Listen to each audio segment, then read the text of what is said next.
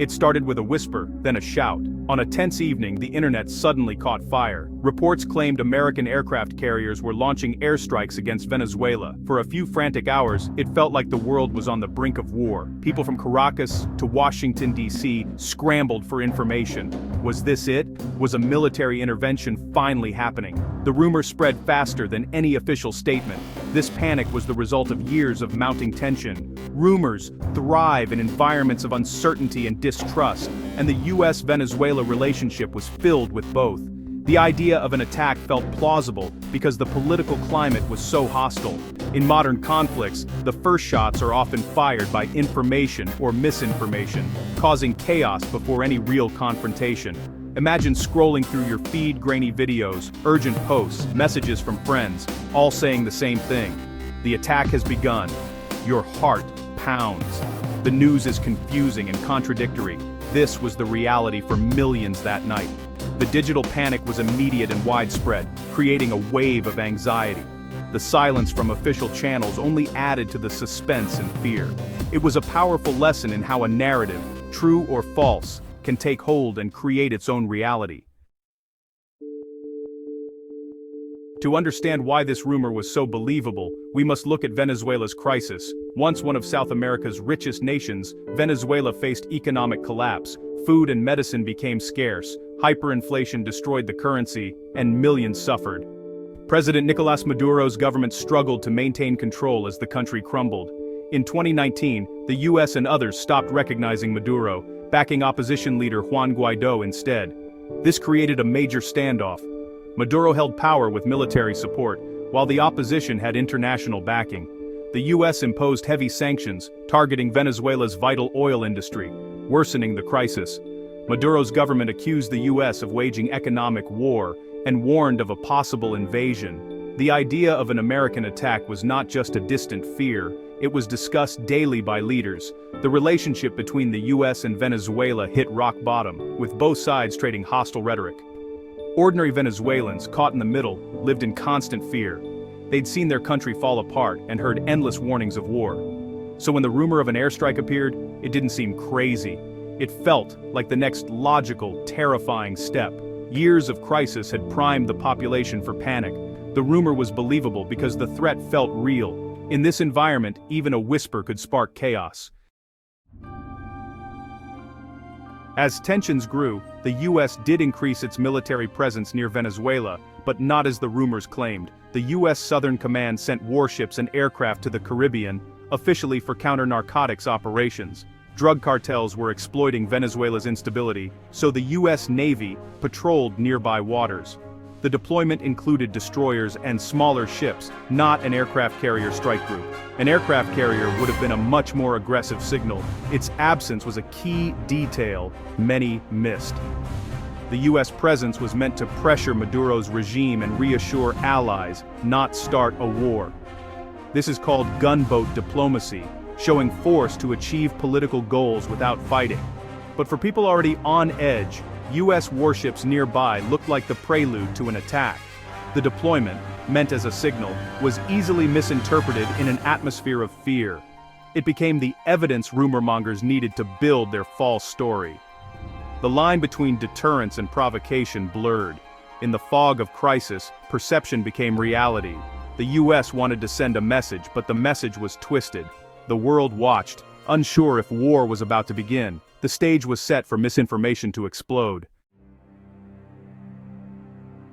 The rumor spread like wildfire on social media, Twitter, Facebook, WhatsApp. It often started with anonymous accounts or pro-Maduro outlets posting dramatic unverified claims. Old videos from other conflicts were relabeled as happening in Venezuela. Fake flight maps and audio clips of explosions added to the panic.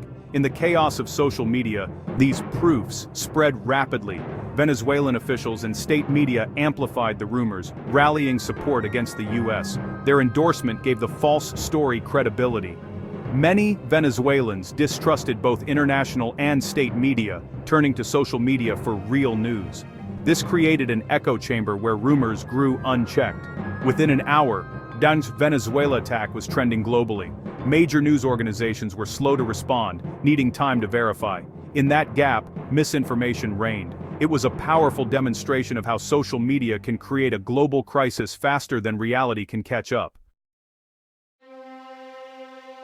In Caracas, the rumors caused genuine terror. People who'd endured years of hardship now faced the possibility of war.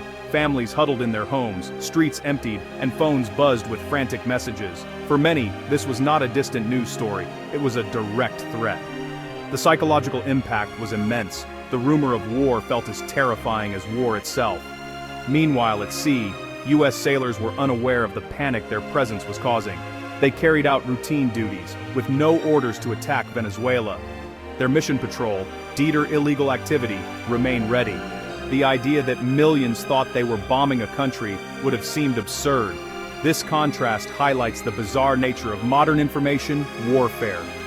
Fear and reality were worlds apart, yet both felt equally real. As panic spread, journalists and experts began to push back. They analyzed videos and images, quickly discovering they were old footage from other wars. Claims about U.S. aircraft carriers were debunked. These massive ships are impossible to hide. Satellite imagery and public ship tracking showed no carrier near Venezuela. The U.S. Navy's own channels confirmed carriers were elsewhere. The Pentagon issued a formal denial. No strikes, only counter-narcotics patrols. Major news outlets reported the denial, and slowly, panic gave way to reality. This process showed the importance of critical thinking and media literacy. The truth was available, but it required effort to find. People had to question what they saw, check sources, and wait for verification. The incident became a real-time lesson in fighting misinformation. Lies spread quickly, but facts can catch up if we're committed to finding them. The rumor was defeated by careful, transparent fact-checking. Once the rumor was debunked, panic subsided, but the scars remained. The Venezuelan government used the episode as propaganda, claiming it was a U.S. psychological operation. Officials portrayed Venezuela as a victim, reinforcing their narrative and justifying their grip on power. For the U.S., it was a lesson in the risks of military posturing in a hyper-connected world. Even standard deployments can be misinterpreted and exploited. The trust deficit between the two countries widened, making diplomacy harder. Ordinary Venezuelans were left anxious and isolated, haunted by the terror of a phantom war. No shots were fired, but the conflict remained a war of words, sanctions, and information. The incident showed how close perception can come to sparking real conflict. It was a wake-up call for the world. Information-driven crises can happen anywhere.